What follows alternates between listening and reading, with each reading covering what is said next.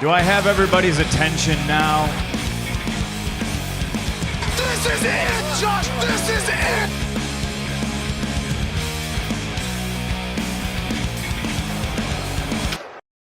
All right, everybody, welcome to WrestlePoint.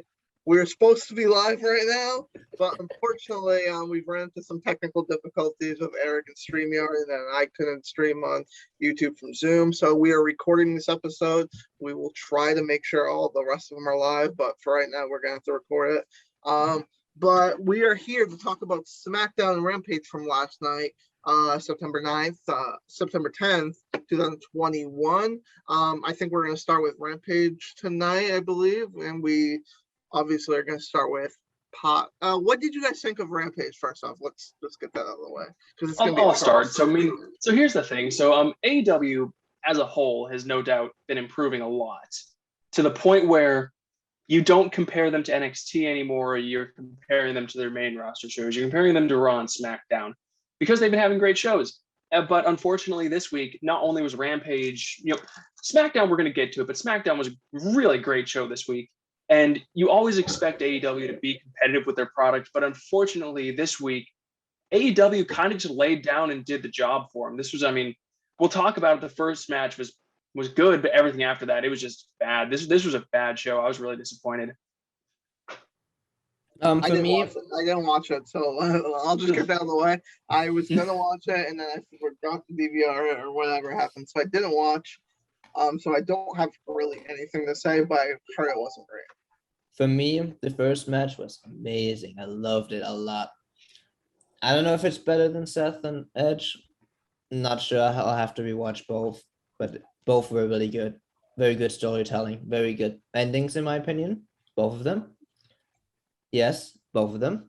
I think you're the only person alive that I hear that like. We'll see. I'll explain. Yeah, well, and then after that, Dom, while you're oh no, go ahead. Sorry. And then after that, it was pretty just average. Something we would see in a normal show. It portrayed Brian Pilman Jr.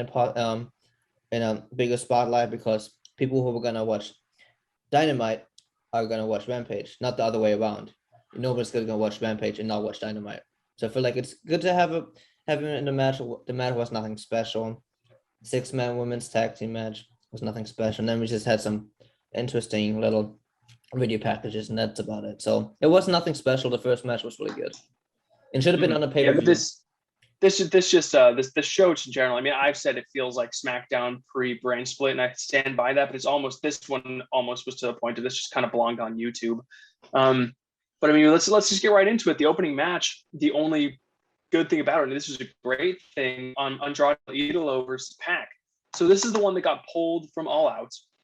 And I might have just been predisposing myself to love this, because I love both these guys.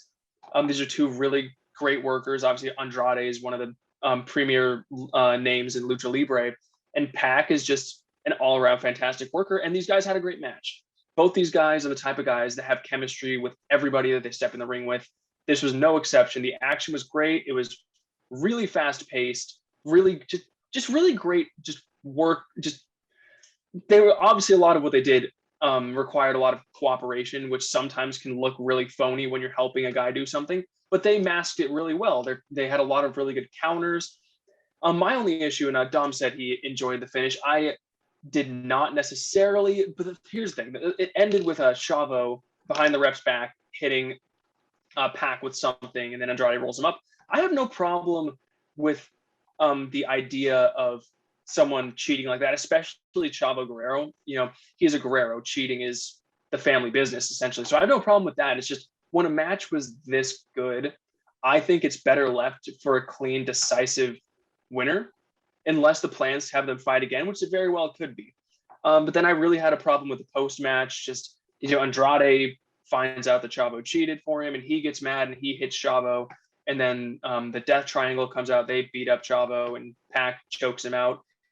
They made this great match. By the end of the segment, it seemed like it was way too much about Chavo for my taste. So great match. If he finished, bad post-match is my opinion on it. I'll go why I did like it. Okay. And Cody's already smiling because it's like, oh, he's about to make some bullshit up or whatever. Okay. Listen. So I like complex characters, right?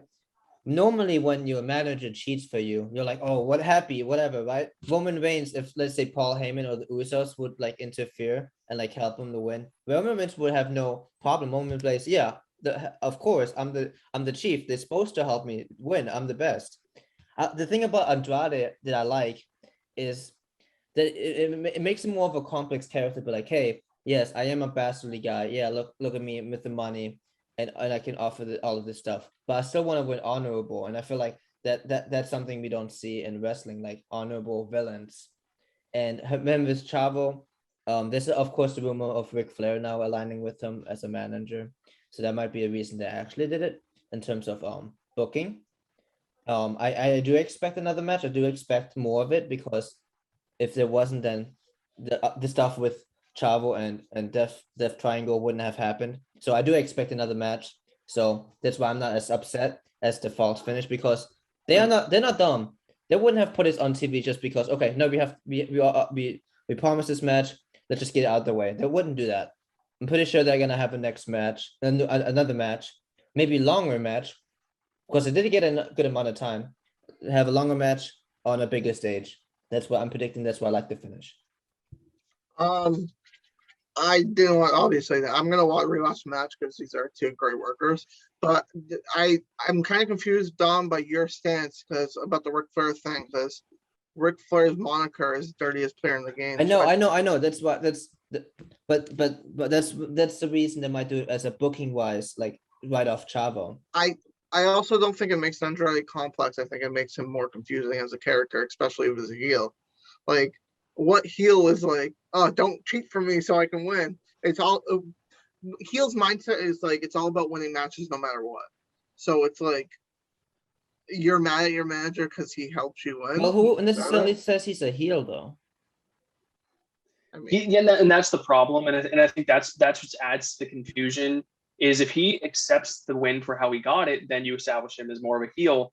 But he took the help, he rolled back up afterward, which is heelish, but then he beats Chavo up, which is face. It's just he's clearly he's being presented as, I think, too much of a tweener. Like you can have tweeners, but I don't think a tweener's ever been presented like that as a heel and a face in the same segment. But again, I didn't have a problem so much with the fact that it was a cheat finish. I didn't have as much of a problem with the fact that it was a cheat finish. I had a problem with the fact that they did a fuck finish for a match that was that good. If this was like a 5 or 6 minute match and they ended like that, that's fine. That's just like that's how you do it sometimes. This is a 15. This was a 15-16 minute match. I think you need a decisive winner if you're gonna take that much time. I'm pretty fucking sure they're gonna have another match. The only thing is, the only thing is with the Chavo thing, it's like very confusing to me, just because like Andrade can't talk in the mic, and like this might be a hot take, but I'd rather have Chavo be my mouthpiece than Ric Flair at this point.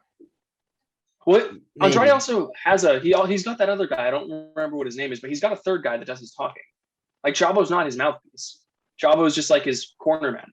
I don't know. But we'll see what. All I can say is, ooh, Chavo. We'll see what develops. Someone had to, yeah. So moving on. So I actually did write down the segments when we were trying to figure out the stream. So the next thing we get Darby Allin and Sting in the ring to respond to Tully Blanchard's promo that he cut on them on Dynamite.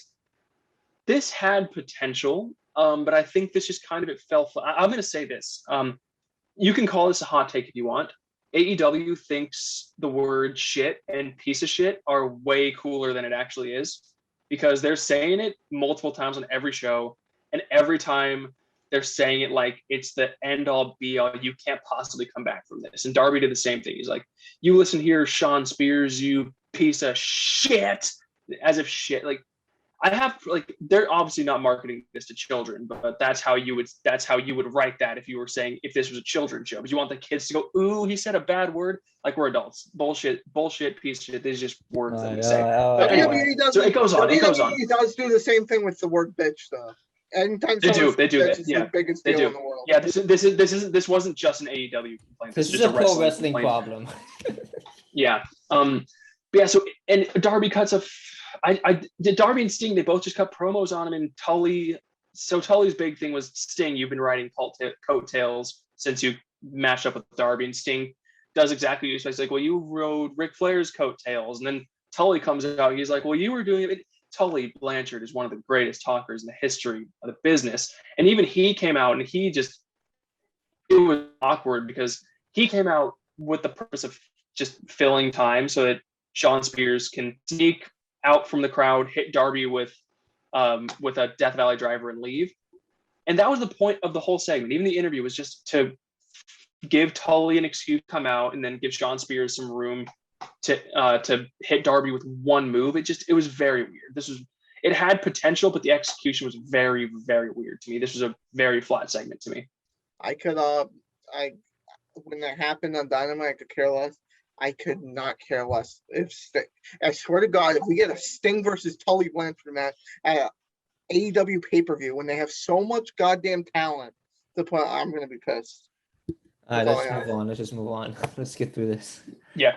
So the next thing we have was the Adam Cole, Bryan Danielson.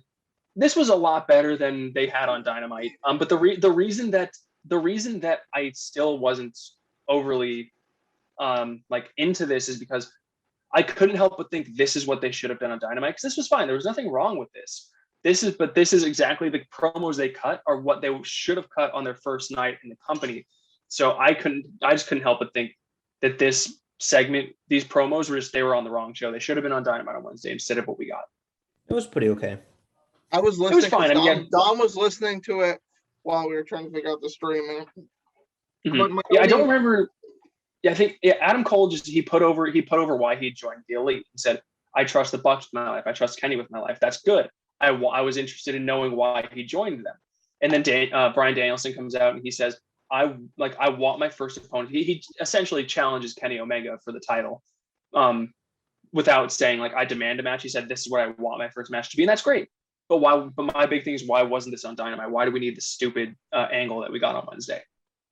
I do not like the Kenny Omega Bryan Danielson first matchup. It's going to be a great match, but I just feel like I don't think Bryan Danielson's going to win. Bryan Danielson has to win if he's in that match. But I don't think Kenny's even close to being ready to drop the title. Yeah, but you can't put Bryan Danielson. I would rather see Bryan Danielson. I know they're both new, but Bryan Danielson is immediately probably a top 3 star in that company now. So you can't have him go out and lose his first match. Him, Punk, and Kenny now. When it comes to who's the most over, I consider as far as being over, I kind of consider Punk in his own tier because he's just he's over to a level that's just insane. But after Punk, I think Bryan Danielson might be the most over person on the roster.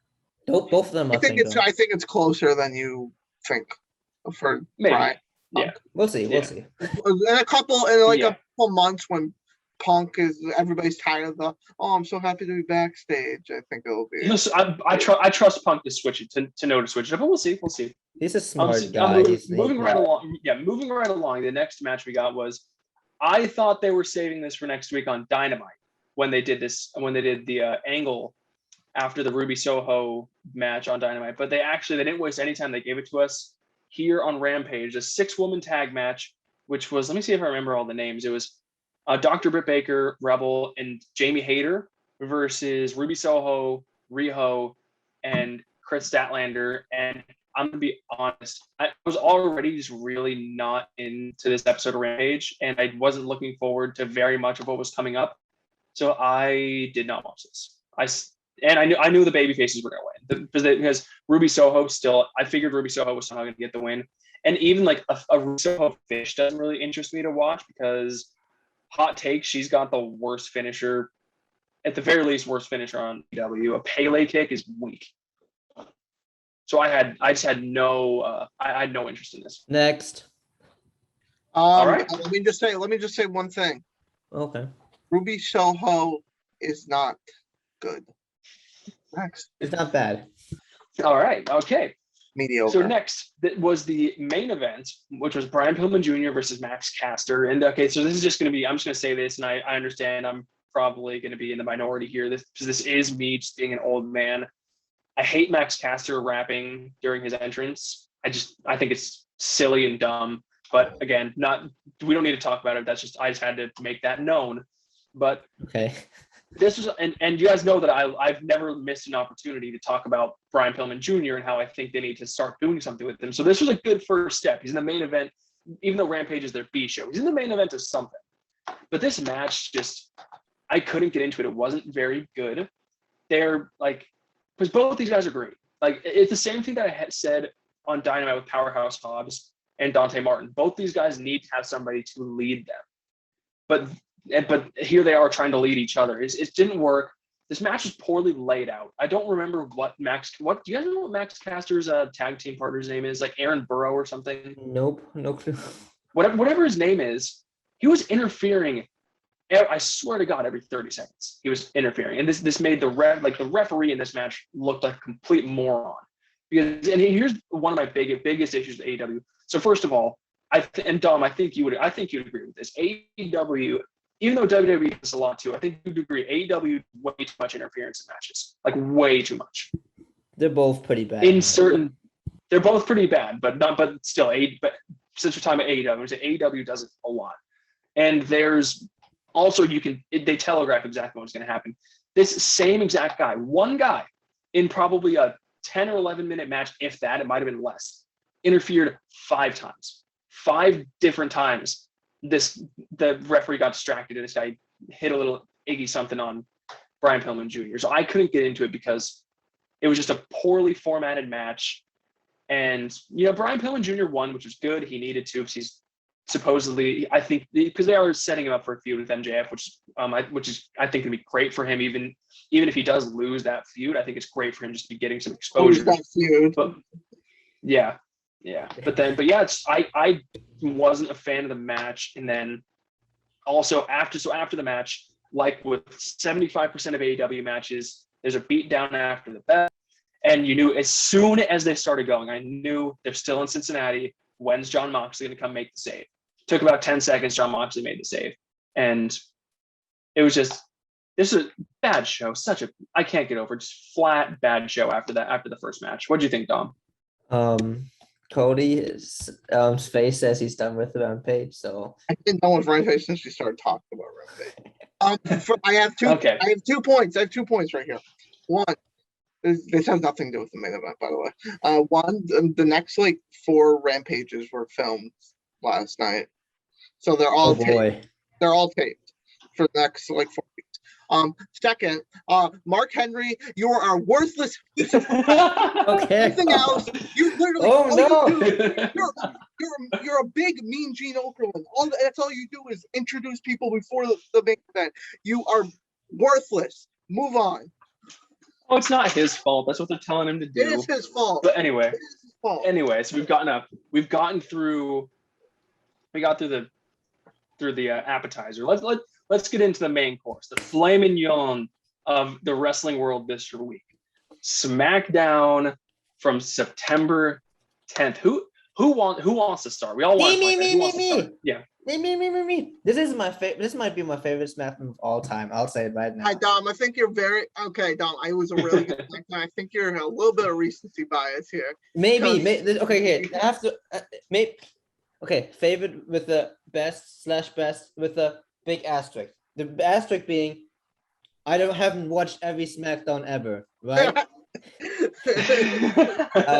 Especially it was definitely my favorite. It was definitely my favorite of the year. Definitely the best. My favorite show that we have reviewed together, especially. From what I remember, from top of my head, my favorite and best SmackDown. I'm sure there's better ones out there in terms of booking and matches. I'm sure there may be more favorite. I'm gonna think of another one that I really like. SmackDown. Jeff Hardy. Celebration after. All right, Dom. Okay. I love the SmackDown. Everything, honestly, everything on it I liked and was good. There you go. Everything. So I like most of it. There's little things that I'm gonna talk about. It's the most for the most part. You're probably not gonna get much negativity tonight from SmackDown. I'm gonna start with I'll just start with the first segment. So Roman Reigns comes out. And Michael Cole, this is one of the things that pissed me off. Michael Cole is like, I don't think they're acknowledging him. While everybody's chanting, Roman, Roman, Roman. Like, and thank God for Pat McAfee here. Okay, yeah, by the way, so I told you guys, I'll tell the world. It's no longer thank God it's Friday. No more TGIF. It's TGIPM. Thank God it's Pat McAfee. Because even he understood that Michael Cole was being an idiot. Because like right after Michael Cole says that, he goes, I don't know, Michael. I think they're all acknowledging him because they're all on their feet, cheering, chanting his name. Michael Cole is so like I understand they're telling him to say that, but read the room, you idiots. We're not done, by the way, with Michael Cole. I've got another complaint about Michael Cole later. So the first segment, Roman Reigns is just like so in his element now. It's like it doesn't matter what the crowd's doing. He's just like in a zone now, like can't be touched. He's just like, I'm the king of New York. I'm the king of Madison Square Garden. And Brock Lesnar comes out. And I don't think I've ever seen Brock Lesnar look like such a badass than just rocking the ponytail, the beard, and just like, he's like someone like, if you've seen him across the street, you're like, sure, I'm sorry. He looks like he's been through shit.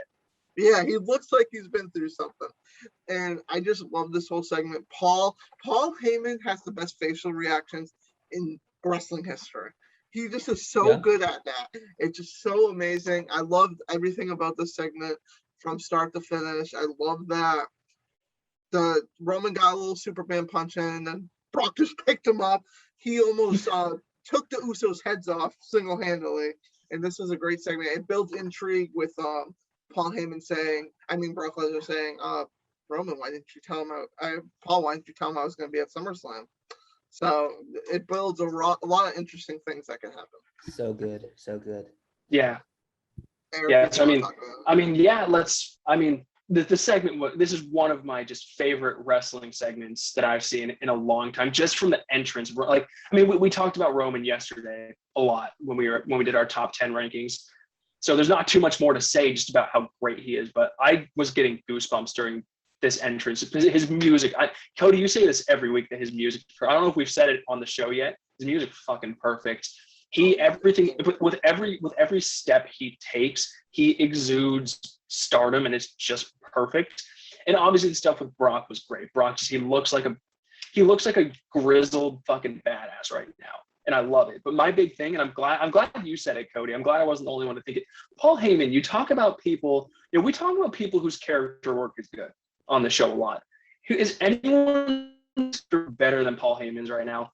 From the facial expressions to even when Roman left the ring and Paul was doing the whole like, my name is Paul Heyman thing, the way that he was making his voice shake and crack, this guy is the perfect, and he has another moment like this again later in the show, just the perfect chicken shit.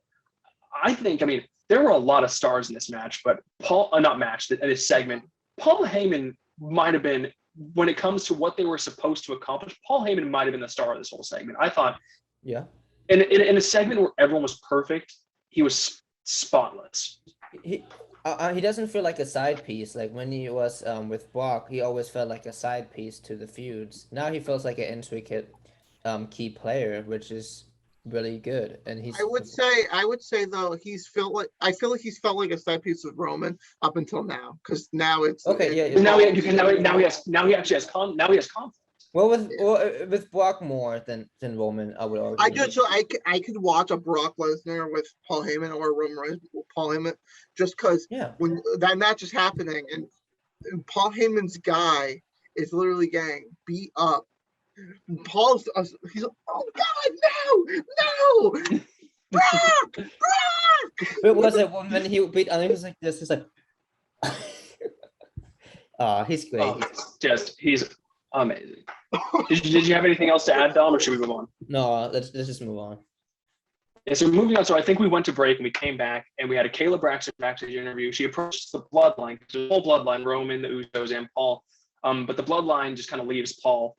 And Paul, again, like I just said, we have more great chicken shit Paul later in the show. This was it, because she like tries to ask him a question, and even I love the subtle like interplay that Kayla Braxton and Paul have been having the last few weeks. Like Kayla stops him and he goes, "Oh, what now?" Like annoyed to see her, and she's got this shit-eating grin on. She's got this shit-eating grin on her face, like, "Oh, I love it, and I love that you don't want to see me right now." And Paul gives another. I don't remember what he said. I don't remember what the question was or what Paul said. I just remember thinking, perfect chicken jigs. I think he said, she asked him a question about, obviously about like Brock or something. I think she said something, he did like, why are we even talking about that? Like more voice work, more voice shaking, more just chicken shit ways to get himself out of this situation. Paul Heyman carried the first like 20, 30 minutes of this whole show. I fucking love that guy. I don't know if this might have been last week or he said it last night. I think he said, don't you have anything better to do? Yeah, I think that was yesterday. Yeah. Okay, yeah. So that's how. And Kayla, I love this from WWE because they show their personality a little. Like what I said on the last review. Like they're robots for the most part, and now it's like you're actually getting to see Kayla Braxton showing her personality, and it's like it's so great. It's so great. And it's funny every single time. Dom, do you have anything? Yeah. So then awesome stuff. I loved it so much. I'm just happy with what's going on. I think interviewers should get some personality. I think they started exploring that with Renee Young way back. Started giving interviewers more personality. Now they're doing with Kayla. I'm very happy about that. I think it's gonna work out very well for the company as a whole. Mm-hmm. Yeah, so I think I'm pouring on. I think I might have jumped on that. I think that segment might have happened after this next match, but it doesn't matter. So the next match. So this is where me and Dom, we're going back and forth a lot today about this. I think in the interest of time, Dom, let's just both just say our pieces on this and move on because clearly it's gotten to where we have to embrace that. I looked at this more from a perspective of kayfabe, and you looked at it more from an entertainment, which is fine. I'm not saying that as an insult. That's just where the differences can come in. So it was a 10-man tag of Shinsuke Nakamura, Rick Boogs, Big E, and the Mysterios versus Sami Zayn, Dolph Ziggler, Bobby Roode, Otis, and Apollo Crews. And they also brought along Chad Gable and Commander Aziz. And then Sami gets in the ring, and he announces in New York. So I had a very embarrassing moment in our chat last night because I, for some reason, thought they were in Atlanta and not New York. But having watched it back, realizing they were in New York, this is fucking brilliant. So Sami Zayn's like, I decided to bring somebody that knows what it takes to win in New York. And he's wearing a Knicks jersey. So I think he's going to bring out, like RJ Barrett or somebody on the Knicks, like a great Knicks player like Patrick Ewing or something. Brings out Trae Young. Beautiful, fucking brilliant healing. Like awesome. The match itself, I mean, so this is the thing. This was like, for me, the lowest point of the show. Again, watching it from a perspective of kayfabe. There was good action. It was fun to watch. But if you're watching this from the perspective of kayfabe, it made no sense because there should have been 5 or 6 DQs this match, neither here nor there, or DQ/ejections. But this match was only here for 2 reasons. And we know what one of them is, but I realize what the second one is. So one reason was for Trae Young to get ejected from rings to the back in New York. And that was a great moment, especially being in New York. Trae Young eliminated the Knicks in the playoffs. It was a great moment. The other reason for it, so obviously the babyfaces won this, but the other reason for this match was so that Big E could do his promo after the match and tease like, I might cash in tonight. I might cash in Monday on Raw. So here's my thing. So Dom, we were talking about what's a better way this could have been done. And I think this is my opinion of what would have been better. Given that the 2 reasons for this were Trae Young and Big E's promo, you could have had Sami Zayn versus Big E, and you could have done the exact same spot with Trae Young, gotten Trae Young ejected from ringside, Big E pick up the win, cut the promo. You could have done all of that and it wouldn't have looked so cluttered. But I understand that they wanted to fill time with action, and that's fine. It's just again from the perspective of kayfabe, it was a little bit ridiculous for me. Okay, I'll go get my stuff out. I get my finishers out and all that stuff. I'm not gonna have an argument with you with the whole referee stuff. We already had that argument in the chat. Let's not have it here. We're not ready. They're not ready for Dom versus Eric part 2. They're not ready yet. They're not ready. So I agree with you. Sami Zayn versus Big E would have probably fulfilled the same things that they were hoping for, which was the Trae Young pop and boom, of course. And then the Big E interview. I actually enjoyed the Big E interview a lot. I was like, okay, this surprised me. I cut a great promo. The only thing I would say is we only have 3 matches. We want a mid-card match. It would be nice. And Eric, you dispute this a couple of times. it's important to have the champions on the show will kind of be like, why is Nakamura not there? He's supposed to be there. So I feel like that's a good way to put it there. Plus, like for the people who coming to see it, you want to see some of their favorites. You know, you get to see Nakamura, you get to see the Big Boog stuff. You know, you get to see Otis.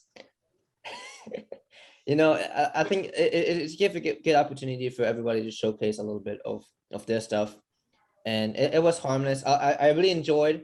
I know you didn't talk about this, but I think it was either the beginning of the show or right before the show where they went to both hallways and they were like hyping up. That was a great moment. That was a great idea. That was after the Paul Heyman segment, I'm pretty sure. It was somewhere. It was good. They went. It was after the opening segment when they were going to the break. They said like here, like these are the teams that we have coming up. Yeah, next. but I think it was a nice touch. So overall, the segment was good. Was it great? The Trae Young stuff was great.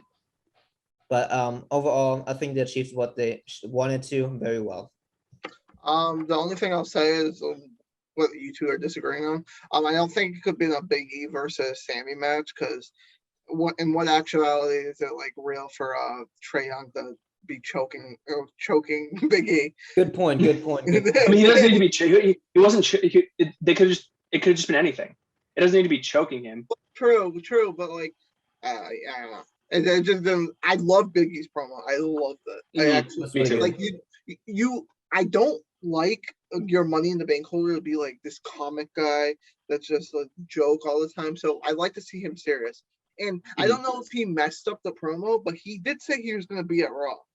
He said, when I come to Raw this Monday, or I don't know if that was just him messing up saying, oh, if I come to Raw, or I don't know. But now the rumor is, or the advertise that Randy Orton and Bobby Lashley is happening on Raw. Yeah, that's for the only championship. for one. That'd be really interesting. But it was supposed to be the tag team title, so I'm not sure. We'll see. But yeah, so this then led to that Paul Heyman segment we were talking about, and I want to mention this really quick because I went off last week about how dumb I thought they had a Paul Heyman interview and then Biggie wearing the janitor's suit, and the point to that was you have to remember that Biggie is like always around the corner. They did it again this week, except I thought this was a lot better because Paul has the interview, he turns around, and it's not Big E in a silly costume. It's him after he cut a fired up promo, and he's standing there looking like I think he had the same kind of look on his face, but because of the promo he just cut, you're not seeing him as cackling like a crazy person because he's goofy. You're seeing it as he's just in the fucking zone, and he looks dangerous. Wait, I'll make a small argument for that real quick, because he said that it was because the promo right after, and then he did it. If we let's say he would have done it last week too, but without the janitor, do you think it would have been? You would have liked it? Like literally, the only thing, like if last week they'd done the exact same thing with Paul, and he turned around and it was Big E not in a janitor's costume but he has the briefcase, I think that's fine. My big thing was the janitor's costume was just unneeded and made it goofy. Question is, I think the way is that a small reference to a release that happened with Tyler Breeze? What? Because Tyler Breeze and Fandango had a feud for the SmackDown titles, and they wore a janitor suit in Backlash.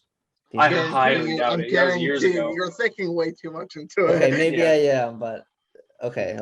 So I do want to ask Dom, because Eric thought it was in Atlanta, so he's not really great for this question. But Dom, when Sami Zayn was teasing, who do you think was coming out? Because I had an idea in my mind that it was Trae Young. I think it went by so quickly I didn't even think of it. I was thinking, well, what came in my head immediately was Reggie Miller. Reggie, that would have been good too. That would have been cold, I honestly, I think it happened so quickly I didn't even get to time to like think of who. I just love Sami so much, so like whenever Sami's on my TV, I'm just like. Sami is awesome. Sami needs to be on TV every week. So far we have been reviewing SmackDown. He has been, so let's keep it going. For someone that's being given so little, he's doing so good with it. Yeah. Anyway, so the next segment was the contract signing for the Women's Championship. It was Becky Lynch and Bianca Belair.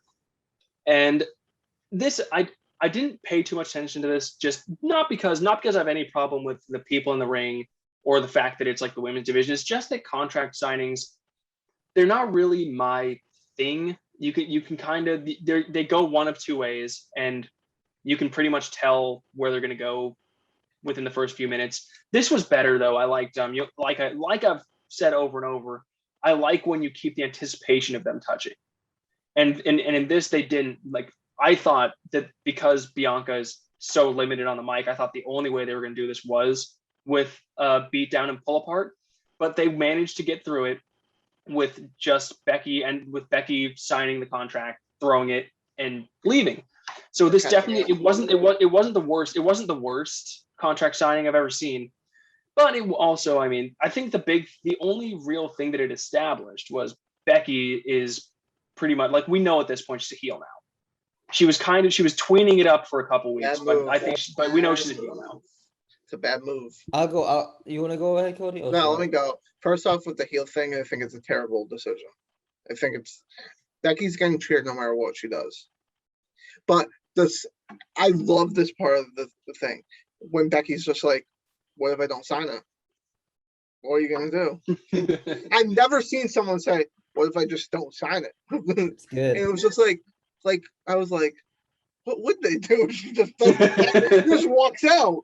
I wanted to see it so bad, and I love that I laughed so hard when she walked out. She was in that just giant ass robe. It was in the glasses. I love Becky. I think we all think that Becky's going to win. I'm not sure if she's going to win by DQ or what. I think I told Dom this in DMs because we didn't want to spoil anything for Eric because he watches it later. I was praying that Sasha Banks would come out and make that triple threat match. Like, how good would that match be? Awesome. I'm sure if I did like the segment. I'm sure if they could have Sasha involved, they would. She was backstage. She was backstage. Yeah. Well, maybe she's been backstage the last 2 weeks. Maybe she's not clear to wrestle for some reason. I don't know what's going on. But I think she'll show up at Extreme Rules or sooner than that. I think with Sasha, you can't keep her off TV. She's gonna have a feud with Becky eventually. Well, which will be amazing. They might just be saving Sasha for after this match so they can have a proper singles. I have no complaints. Yeah. Crown Jewel. Oh God. We'll see how that goes, but I love. First I was like, Becky's a heel. It's okay. I actually liked the opening promo Bianca cut. It was better than I expected. It wasn't bad. It wasn't amazing, but it wasn't bad. And Becky coming out with the big fur coat. She's super like her character. I'm really enjoying. I enjoyed it much more than I thought. I was like, okay, here's the man. She's gonna be like, oh, I'm against authority. Hot take. I wasn't a big fan of the man gimmick. I wasn't a big fan. Thank you. I thought it overstayed. I was at first, but I think it overstayed its welcome. But I like this gimmick much more. That's a hot take. Cody's That's a hot take. Me and Eric are gonna go against Cody now. Finally, it's not again an Eric and Cody against me. That's been the most over gimmick in WWE since Roman.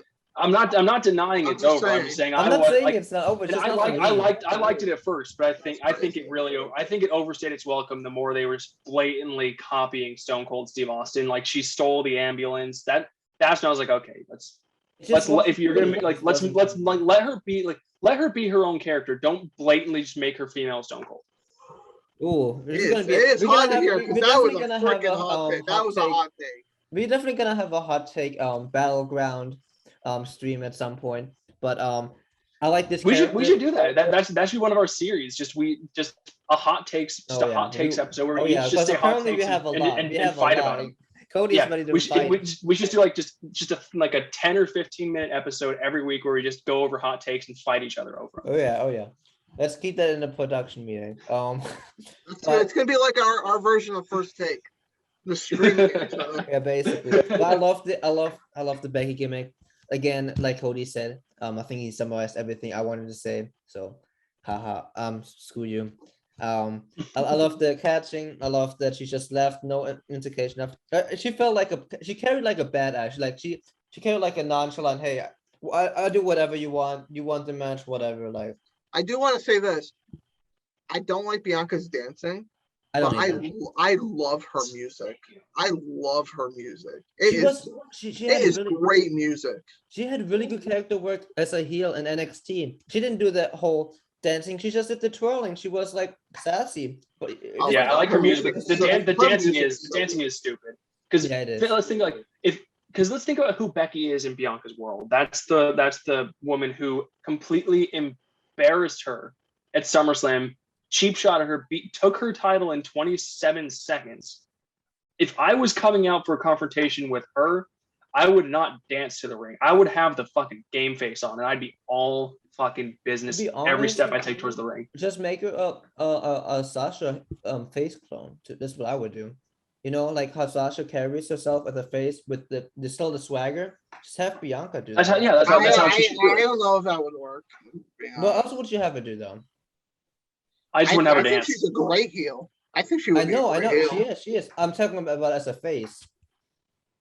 I mean, I would have her literally do anything but dance. Like if she asked me what should I do on my way to the ring, all I would say is just don't dance. Yeah, she's like a badass, but it's like overjoyed badass. It's like she reminds me a little bit of Naomi, of the way Naomi's always so positive on her character. She's like, oh yeah, just smiling and like Naomi. She is like Naomi. That's true.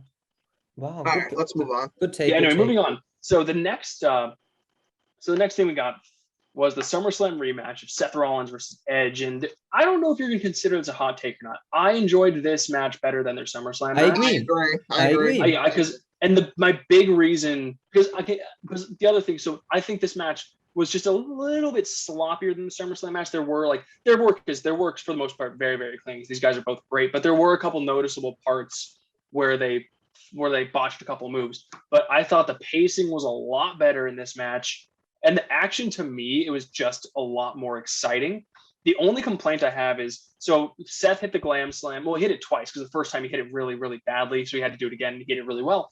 So now Edge is like, yeah, now it's my turn to take one of your moves. He hits the pedigree, and I understand that Seth uses it every now and then. But what I always harken back to is Seth only started using it for psychology in his feud with Triple H. So when Edge does it, to me, my gut thing is that feels like more of a shot at Triple H than Seth, because you're mocking Seth with a move that he used to mock somebody. I would have done something like that Seth actually does. I'm gonna be honest, I disagree with that. I don't think he used it when him and Triple H were working together. He did. He started doing it when they were working together, but then he kept doing it when they were feuding. Yeah, he did it.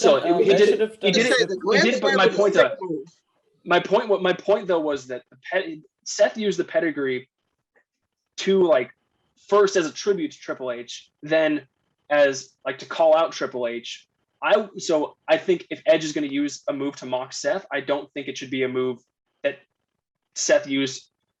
A move that Triple H made world famous. Like, I have a question then. Anytime around the world that you see the pedigree, you think Triple H. I would have done something. Should he have done the stomp then? Because that wouldn't have made sense. No, you don't take his finisher. I'm trying to think, like the buckle bomb. The Falcon Arrow.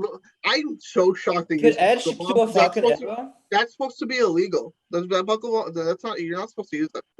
But he still does. But I think the buckle. He could have done the buckle bomb. He could have done the diving. He could have done the diving. Before that, the buckle bomb's been banned. But he could have also done the diving knee. The diving knee to the head. That wouldn't have been much impact, though. It would have been underwhelming though. I would have loved to see Edge use the Falcon Arrow. if he can't do the Falcon Arrow, but you know what I mean. Like before we digress on this minute point, you understand what I'm saying? Yes. Whether or not you agree, you understand what I'm saying. I have a hot take.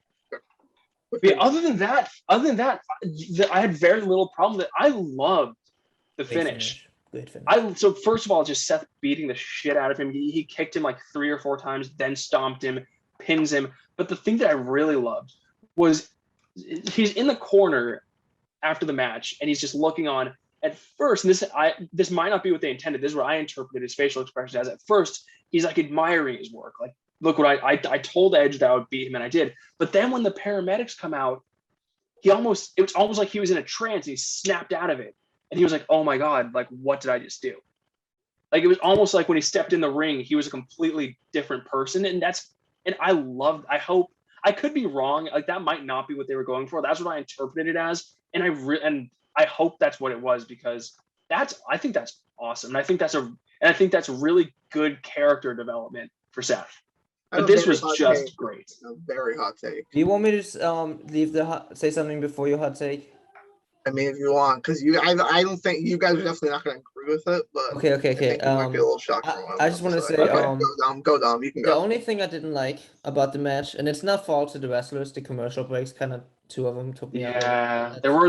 I think this went through two breaks or three breaks. Hard Yeah. though. It's hard when you're going for almost 30 minutes and Yeah. and on TV it's like It sucks. I wish they could have done picture in picture at least. It doesn't matter. I don't like that. I'd rather them cut commercial. I never watch picture in picture anyway. Yeah. But if it's a match, if the match is engaging, I do. But I was gonna say also with the. Can you hear me? Okay. Mhm. Also with the ending of the match, it also seemed like Edge seemed dazed, and he kept super kicking him when Edge was on his knees, and it almost seemed like he was admiring his work, but then he was like, "Wow, this is Edge. I admire him somewhat," and he mentioned that a bit. He admired his work. You can make a big correlation of Seth Rollins's like progression through his career and Edge's. There's a big correlation of the Ultimate Opportunist and the Architect. They both have similar structures on their character, and then when he realizes what he did, he's like, wow, was it really worth it? Like it felt like asking himself, was it really worth it? It was great character work. It's a good way to write off Edge, because Edge shouldn't wrestle each week. Yeah. Plus he's old, plus he had a neck injury. There's a reason he was retired for 9 years. And yeah. So it's a good way to write him off for a bit. So I think I like everything about it. Go ahead. And before you give your hot take, I'm just gonna say I'm one more scared. thing to go with the character Dom was talking about. Even because after they went to a break, then they come back to Edge being loaded onto the ambulance, and then Seth has an interview. They're like Seth, what did you how do you feel after that? And even Seth, he was like, this was perfect. He's like, and this goes to what I was saying is I feel like his character's developing into like a completely like he was in a trance and he snapped out. He's like, how am I supposed to feel? Like even he perpetrated all of that, and even he doesn't know how to feel. So I thought my biggest takeaway is I've told you guys a few times that I'm kind of wishy-washy on Seth Rollins. I can't wait to see Seth's character goes from here. This has been the biggest, best warrior of his career, in my opinion. But that's just me. Ready? Oh, Yep. Seth Rollins, besides Roman Reigns, is the best character in wrestling. That's my hot take. He is the best character, dude. Like right now, or like no, overall? not of all time. I'm not even sure. Like right now, where we at? Right now, where we're at in wrestling, I think Seth Rollins is the second best character. That's not a hot take, is it? I think it's a pretty hot. Someone consider someone.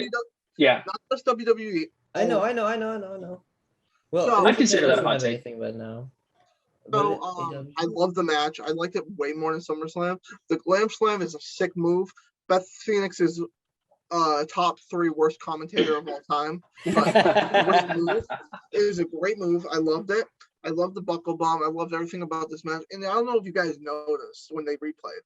Seth Rollins, when he kicked him, the 3 kicks, they weren't at his head. They were like right here at his neck. Like right here. They were playing on the neck even more. So, and then Seth Rollins, I agree with Eric a little bit. Seth Rollins, right when he pins him, he's like it's like something like happened to his body after he won. He was like, oh my God, what did I just do? But at the same time, it's like, I'm a different person when I get into that ring. And I think this is, I don't know where Seth's going to go. I think eventually he's going to fight Roman, even though I'm so interested to see where his character evolves from here, because that backstage interview was probably one of the best interviews I've seen in wrestling in the past 5 years. Wait, he was just so what? I was gonna say, you were saying he's the second best character work Yes. other than Roman. What about Yes. Paul Heyman? I consider Paul Heyman part of Roman. Okay. That's a very But Seth was just like, how am I supposed to? I don't know. I have no words. Like it's like the person that got interviewed didn't even know what happened in the ring.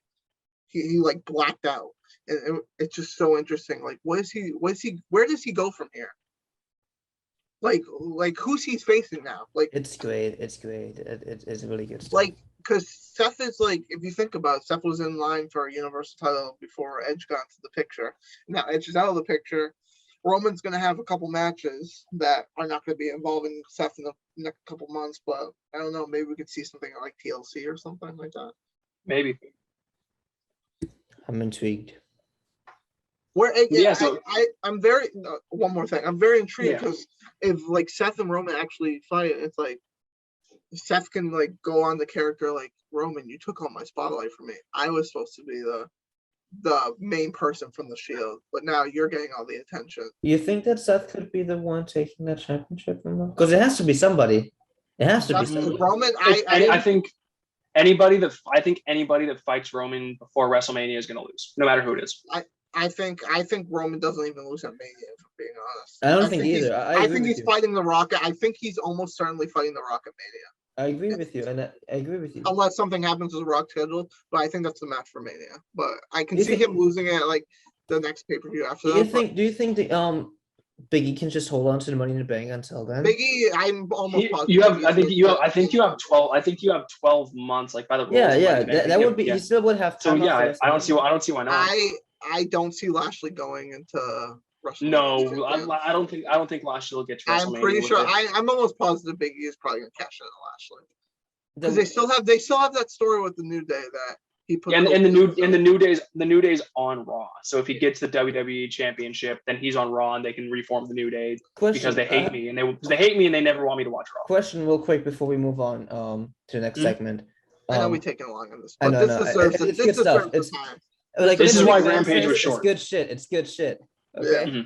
Yeah. I don't know how much you guys watched when people had the Money in the Bank, but has there ever been a time where the Money in the Bank holder teased like both big championship cash-ins so much like Biggie did? I'm pretty sure CM Punk did when he had it. Okay.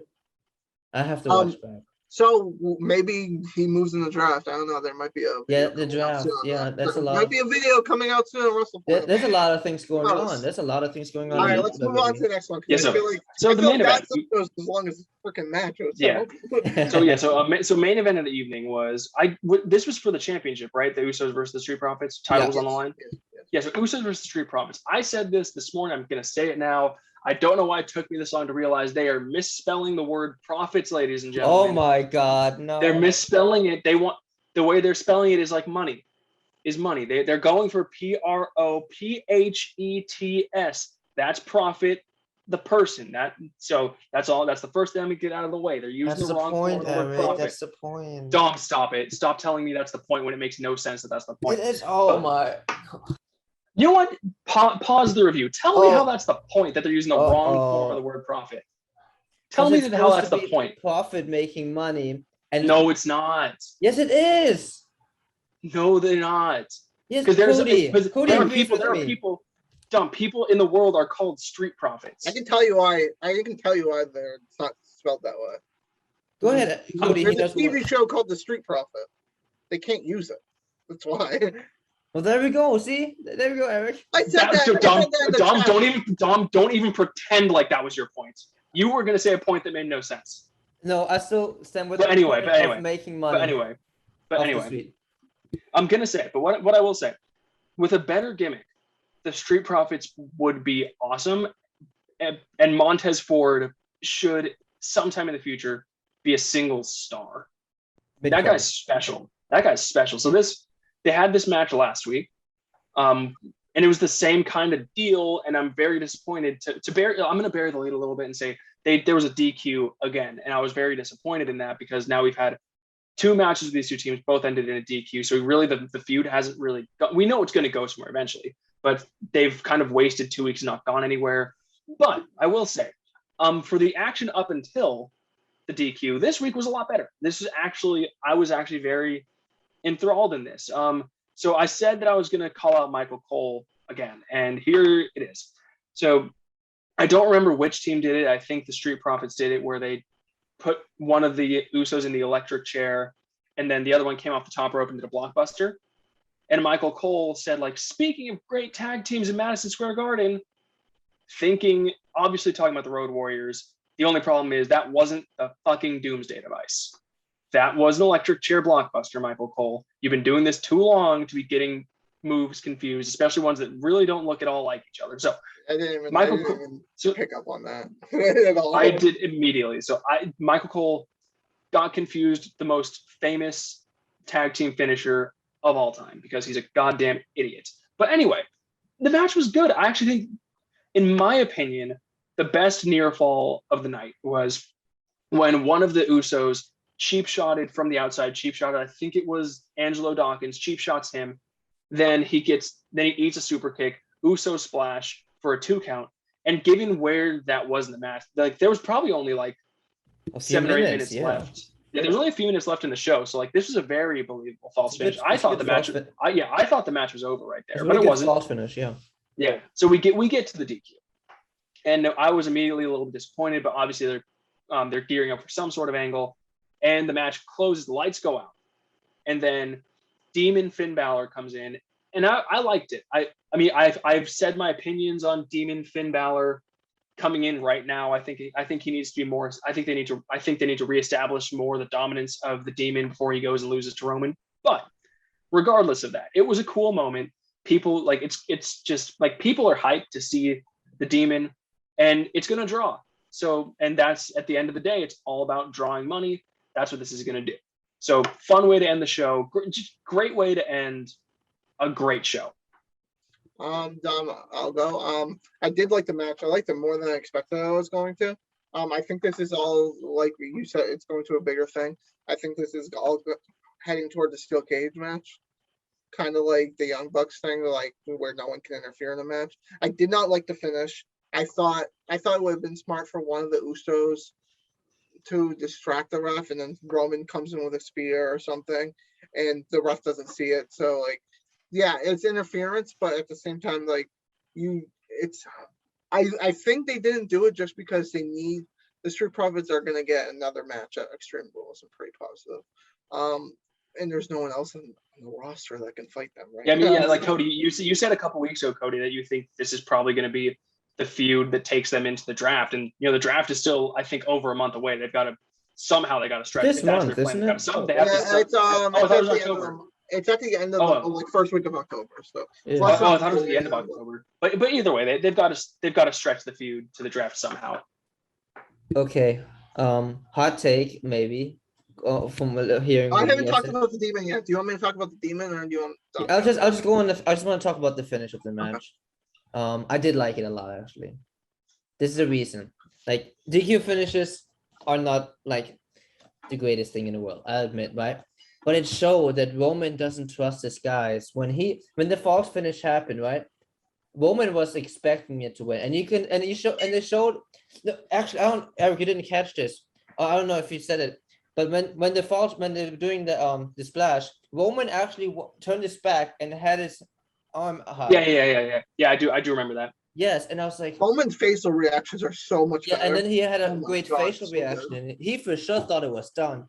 And then after the Street Profits hit the stuff and we're about to, I'm pretty sure, win, Roman's like, no, I have to look at them. They can't be losing the championship because they will be hurting the bloodline, my faction, right? How am I gonna look if my two guys lose the championship? So that's why he DQ'd. Voice crack. Okay, but you heard what I said, right? Mm. But okay, Cody took me out of it. It's so funny I could not mention. But yeah, he fit. But it just showed that he doesn't entirely trust him, and he needs to keep the titles on them as much as he does on him. And I feel like there's just a lot of character development between all of them. And then if we do find the rumors of the one Uso on each side with Rock on some Survivor Series, I feel like there could be like a little inkling, a little seed for a split up between one of the Usos, or like what happens between the bloodlines. So I think it was great character work of the DQ. Because we're probably going to get next week. I'm going to disagree a little bit that it's that he doesn't trust them, and that's why he DQ'd. I think it's going to be because he's going to use it as leverage. I think at some point next week on SmackDown, we're going to get some sort of exchange between them where he says, "I saved your titles last week." Well, that's what I think it's about. I think But we'll see. I think a bit of both. Oh, you guys want to hear? You want guys hear a bold prediction? Uh-oh. Yes, always. This involves the women's match as well. Okay. I think during the women's match, Becky versus Bianca, Naomi's going to interfere. It's going to set up Naomi and the Usos versus the Street Profits and Bianca Belair. I don't think they would do that. Gross. That's so gross. I hate when they do that. I don't think they would do that shit. now. No. I think they would because Naomi's married to Naomi's an Uso and definitely Bianca's turning married to a heel. Street. Yeah, because Naomi's married to an Uso and Bianca's married to I a just Street don't think they Profit. would add a third person WWE in loves that women's title match right now. And that frees up Becky to feud with the greatest women's wrestler of all time. I just don't. Okay, whatever, Cody. I just don't think they would add Naomi into that picture. If it was Naomi versus Belair, it would have been already happening. But I don't think there was. That's either gonna happen or Naomi's gonna feud with Sonya, and Sonya's gonna come back. They're gonna have that triple. They're gonna have that six-way, that six-man women tag match eventually. But I just don't think it's gonna be that soon. Okay, so I can get to the Demon. And I do think like this is what's great about SmackDown. It's like you're so invested. Like I can't wait till next Friday when Roman. Like, what's Roman gonna say? What kind of thing are we gonna get with the Demon? Because has the Demon ever talked? I don't think so. I don't remember. So like, I don't know what's gonna be like that. But so the Demon. First off, I hate the little hat, the hat he wears with the like. Yeah. I can't stand it. He just looks like a fool. But I do like. So I get Eric's point with the Demon's like undefeated in WWE, and he's it's supposed to be like when Finn Balor calls onto that character, he's supposed to just be dominant. But I feel like if Demon doesn't take a hit, the only person that he can go against that really won't ruin it is Roman, because Roman's beating everybody. I do not want to see the Demon get choked out by Roman. I'll say that. I do not want that finish to happen, because I feel like when Roman chokes someone out, it makes him look really weak. Like what they didn't have when they did Edge versus Daniel Bryan versus Roman, they had the stack. And I feel like they would have been more incredibly weak if they both got choked out instead. So it's hard for them to book Roman just because Roman's gonna beat everybody. Like at some point you're gonna run out of people. So like I'm excited for the Demon. I think it's gonna be a great match. Finn versus Roman was great. I think Demon versus Roman's gonna be spectacular. I'm just excited. I want to see. If you're talking about the finish, I agree with you, Cody. I don't want to see Demon get choked out. That would be discredit. I want to see something like I did with Edge, because I remember watched again. I was like, Roman has to win against Edge clean, and he didn't. Why it has to be a dirty? I want it to be a dirty finish against Demon. That's my hope. I know Roman would look stronger just winning cleanly over the Demon, but he already beat a bunch of people cleanly. I don't think at this point Roman needs to look even. Exactly. Roman looks so strong; it doesn't really matter. Exactly. That's why I'm really hoping for a dirty finish or retaining, or even a DQ finish, maybe. I know it wouldn't be the perfect way, but it would be a escape rope at that point. Oh my God! Give me Sami Zayn attacking the Demon, and give me Zayn. Oh my goodness, no! That would be good. All right. Any excuse for Sami Zayn? Honestly, he's it's so. Not bad. I honestly love Sami, but I do think he needs to change the character a little bit. I think his character is too broad. I feel like his character can only do one thing. It's like the conspiracy theorist. I think it's over now. He's more of the guy that just like makes fun of people, I guess. Can I give a bold prediction really quick? I think this might be my first bold prediction on the show. Oh, I think that Kevin Owens and Sami Zayn are on their last WWE contracts, and I think they're both going to be on their way to AEW. Kevin Owens, yes. Sami, I don't know. Because both those guys, because I listen. You guys know I listen to Jim Cornette, and he reviews everything. Every time he talks about Sami Zayn and Kevin Owens, he says, because he's worked with those guys a lot, he says his big thing with them is they're very meticulous. They don't necessarily like being told what to say it broadly. They don't like to be told what to do. They like doing things their way. Which one's going to give them that, and which one's going to give them the exact opposite? I will say this: I've read reports that the conspiracy theorist on character was all Sami Zayn's idea. They let him do Great it. stuff. Great stuff. And Kevin Owens' contract does come up in January. Yeah, Plus both those guys, I'm pretty sure, because they were both big Ring of Honor guys. I think they're tight with a lot of the guys on AEW. So I think now that AEW is picking up steam and like a legitimate competitor, I think I would venture to guess that they'll both be in AEW soon. Last point I want to make. Surprised if Kevin Owens stayed. I wouldn't be surprised. Last point I want to make for this show, or for me, from me at least, with the Kevin Owens stuff.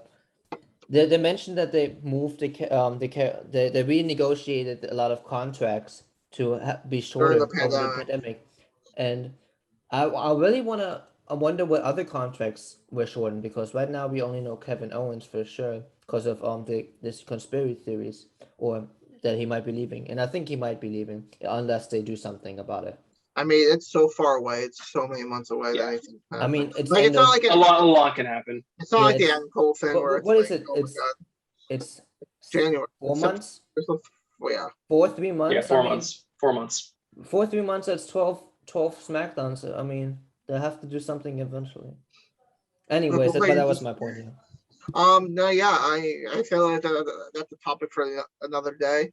I do think there's a lot of, I don't know, sometimes AEW, yeah, they don't have, I feel like they just don't have enough show now to carry all these guys. Like Rampage, I said it in our chat earlier, I feel like Rampage needs to be 2 hours eventually. They need to have a brand. But they can't have Rampage on Friday nights if it's going to be 2 hours. Exactly. They need to I'm have not watching wrestling till midnight. I'm sorry. Yeah. Do they have a Thursday or Tuesday night then? Or I mean, they have such a good relationship with the Turner family. I'm sure they could get a favorable time slot on like TBS. Yeah, because the only thing is basketball season is they can't do Tuesday and Thursday because that's NBA. Yeah. That's interesting. So do you guys have anything else before we wrap up? Nope. I wish we could have done this on StreamYard, but that's about it. Yeah, I hope AEW steps it up next week, because it was ugly this week. I mean, then again, they had All Out today. I shouldn't say this week. I think SmackDown was more of a. I would say let's do this. We're gonna vote. This is what I'm gonna do. Each week we're gonna vote who won WWE with all the shows, WWE or AEW. My vote. Well, let me think about Wednesday really quick. I'm trying to remember what happened on Dynamite. What was the main event of Dynamite? I'll give my vote, and then I think it's WWE easily. Actually, SmackDown was the best show of the year, I personally believe. AEW All Out brings it up. Raw wasn't as terrible as it usually is. And Dynamite really. Are we including All Out? Yeah, because it was a pay-per-view. I don't know. I think Dynamite and Rampage were terrible this week, so WWE easily gets my vote. But fucking Monday Night Raw was really bad. How about this? Let's not count pay-per-views because okay. If you're not, just weekly TV. It's WWE by a landslide. Yeah. If including pay-per-views, it's more of a difficult call. It's hard just because they're not going to have pay-per-views at the same time anyway, so it'll be exactly. All right, so I think that's it for us. We will be back Wednesday. We will be back Wednesday. We might have a special video come out in the next couple days, maybe. Yeah, hopefully. I'll do my best. Actually, no. We'll have a video tomorrow. Oh yeah. We have our PWI top 10. We have some interesting spots. You're gonna be surprised in some spots. Let me just tell you that. Oh boy. But for WrestlePoint, we are out. Adios.